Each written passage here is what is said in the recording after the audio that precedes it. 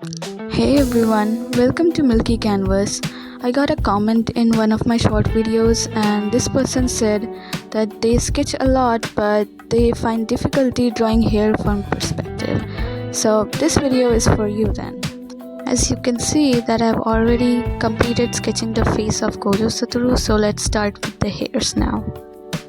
So first I'm drawing a line on top of the circle. This is going to be the guideline of the forehead.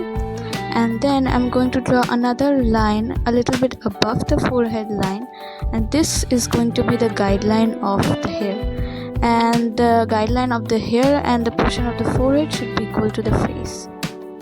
So let's start sketching the guideline of the hair. This is gonna look like a bigger head on top of the circle, but this is where you start the hairs from. So it's finally done, and we are gonna start sketching the hairs from this line.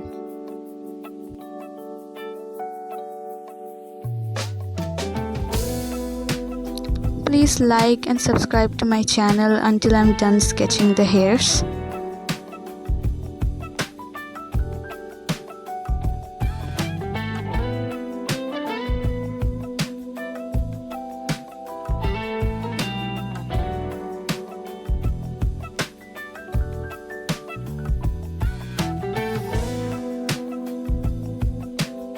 The hair is finally done, so let's outline it with a pen now.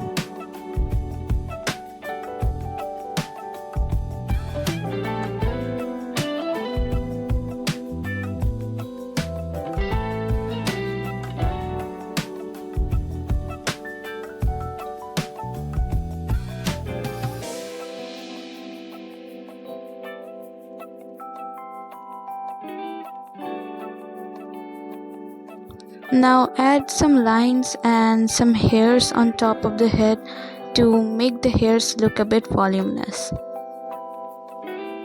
So this is how it looks. You can deepen the outline and remove the guidelines later.